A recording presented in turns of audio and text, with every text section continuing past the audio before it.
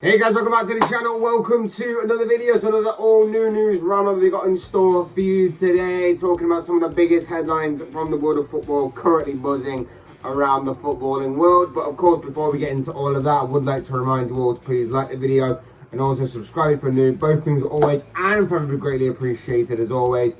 But for now, let's get into the headlines. We're going to kick things off with Liverpool, who have asked for their Carabao Cup semi-final first leg clash with Arsenal to be postponed on Thursday night. It was revealed last night that Liverpool have asked for Thursday's Carabao Cup match against Arsenal to be postponed due to their growing COVID and other injury and absences of issues within their first team. Liverpool put out a statement yesterday saying, "We can confirm an application has been submitted for the postponement of Thursday's Carabao Cup semi-final first leg tie with Arsenal due to an escalating number of suspected positive COVID-19 cases and players' availability." Now, Liverpool seems to be the latest club in this whole thing to be hit hard with COVID, as well as other injury issues and other absences, which obviously include players being away due to the African Cup of Nations. We know that this morning Liverpool had to close their training facility. We know that also Pep Lijnders, who was set to be taking charge of the game from the touchline in Jurgen Klopp's absence, also with COVID, has also himself tested positive with COVID. So it is working its way through the team and the backroom staff at Liverpool. It'll be interesting to see what does go on to happen here, what the outcome of this is, because, you know, if this was a league game, I think Liverpool do honestly meet the requirements for a postponement here. I actually think that games have been called off for less. It seems, if we are to believe everything that we've heard. So I do think that if this was a league game, Liverpool do meet the requirements for a postponement in league game. But having said that, this is the Carabao Cup. Maybe it might be a little bit different in terms of obviously the requirements needed for a game to be postponed or cancelled or whatever it may be. I remember last season there was a game between Tottenham and Leyton Orient in which Leyton Orient had to cancel the game due to their own COVID issues, and Tottenham were given a free pass into the next round. Now, it may be a little bit different because it was a second or third round. I can't remember which one it was, but it was second or third round for them. And this is the semi-final, where for whatever reason, only God knows why, there are two legs to this. And there is a lot of the season to reschedule as well. So there's a lot of factors to consider for this as to whether or not this game will go ahead or not. In my opinion, this game should be postponed. It probably has the right requirements to be postponed. But I'll never rule anything out, especially with the governing bodies that be. It could be forced to go ahead regardless.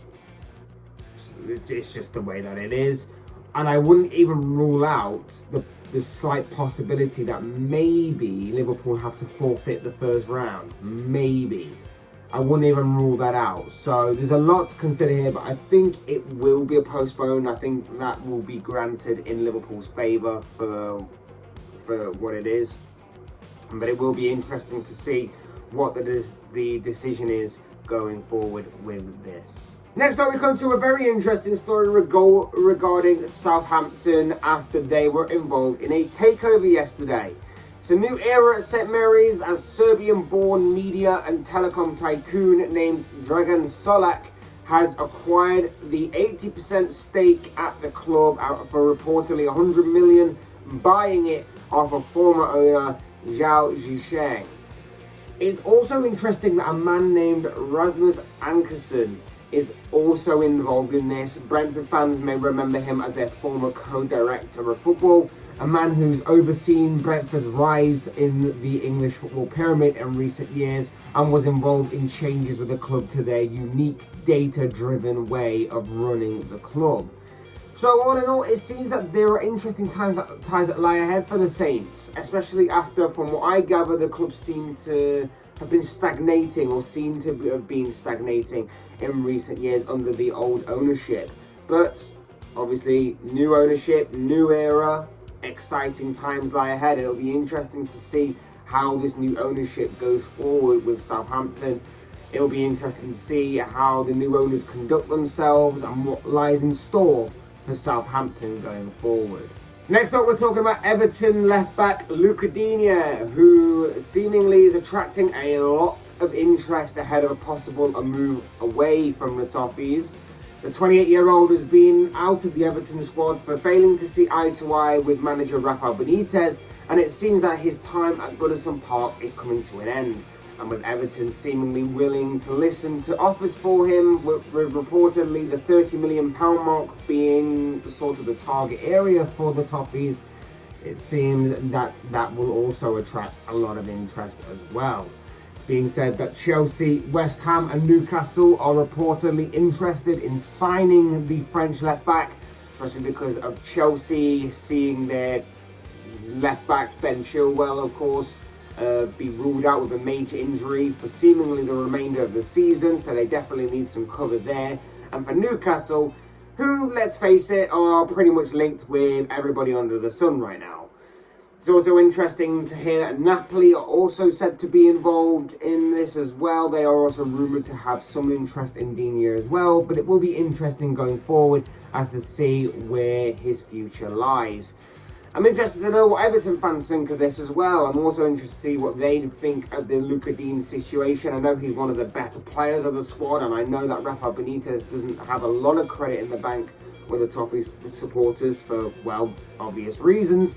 So it's interesting to know what you think of this situation, Everton fans, and the outcome of this, that he seems to be on his way out of Goodison Park and seemingly ready to be sold. Is this a good thing? Bad thing? I'd love to know your opinions on this, because I think it will be very interesting. But like I say, whatever happens, it seems that Luca Digne will have no shortage of options regarding his future. Sticking with Everton for our next story, because as one player looks to be leaving Everton, another one yesterday joined. Everton have made a new signing in the form of Nathan Paterson from Rangers. The right-back signed for the Toffees yesterday for a fee believed to be in the region of £16 million from the Scottish club. That is said to be an initial £12 million up front plus £4 million in add-ons, and the 20-year-old has signed a 5.5-year contract at Goodison Park. Paterson was seemingly a long-term target of both Everton and Rafael Benitez after originally having a couple of bids for him turned down in the summer by, of course, Rangers.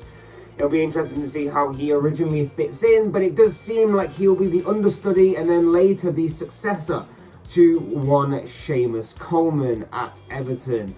But the bottom line here is that Everton are making moves in this transfer window despite possibly losing a big player in the process. Now we turn our attention to Arsenal and Ainsley Maitland-Niles, and it seems like he's going to be leaving on loan this January.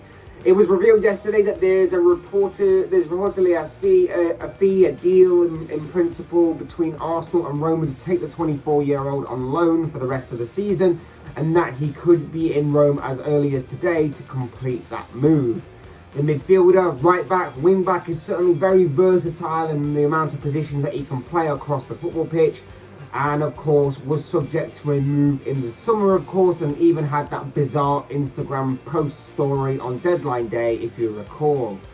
But after failing to break through in the first team squad this season, it seems that he is free to go out on loan and try and reignite his career, and doing that in a new league that's completely different and with a change of scenery, it may do him the world of good.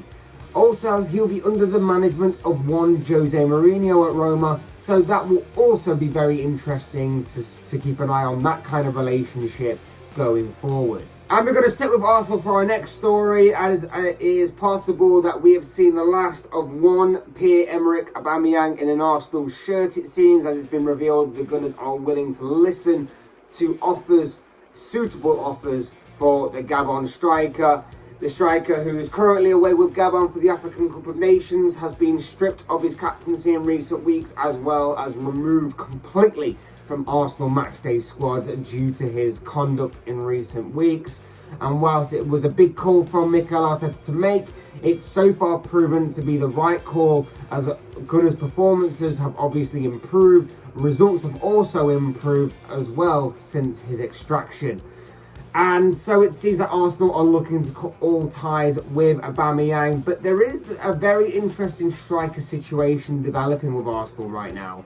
Lacazette has been leading the line in Aubameyang's absence and has been doing pretty okay so far, but his contract is up in the summer, as is Eddie Nketiah's contract up in the summer. Aubameyang seems to be out the door. Is it the time for Arsenal right now to put their faith in an attacking sense and a striker sense in Balogun? The youngster is very highly rated currently in the Arsenal youth setup. Is it time for him to step up to the plate, so to speak, or do Arsenal have plans in the pipeline to bring in another striker, or even re-sign a striker whose contract seems to be up in the summer? It's an interesting developing striker situation going on for Mikel Arteta and Arsenal right now. But back to the original point of Pierre, Emerick, Aubameyang, there's reported interest from both Barcelona and Newcastle during this transfer window, so it will be very interesting to see where his future lies. And for our final story, we come to one that we talked about a little bit about yesterday. It is in regards to Kieran Trippier's transfer from Atletico Madrid to Newcastle. Both Newcastle and Atletico both confirmed that a deal has been agreed for the England right back, and from what we're hearing, everything is in place to confirm a deal very soon, only pending a medical which is set to be taking place today. The right back is set to return to the Premier League to once again link up with Eddie Howe at Newcastle, and is in the fold to try and help the Magpies save their season. This will be the first signing of a new era at St James's Park, and for the immediate future within this very transfer window, it seems Newcastle are far from done when it comes to their transfer activity. Like I said yesterday, interesting times do lie ahead for Newcastle and everybody associated with the club. But as I always say, these are just the thoughts, comments, opinions, predictions, whatever you want to call it, of this guy regarding all of these news topics. I want to know what you guys think. What do you make of any of the stories that I've talked about in this video? What are your own thoughts, comments, opinions, predictions, whatever you want to call it? I'd love to know what they are down below in the comment section, because I'm sure they'll all make for interesting reading. Otherwise, hit that like button on the way. If you enjoyed the video, subscribe if you're new or want to see more content like this. Both things are always and forever greatly appreciated. And as always, thank you all so much for watching and listening. I've been Fletch. This has been another New-Newz video, and I will see you all again soon in another video.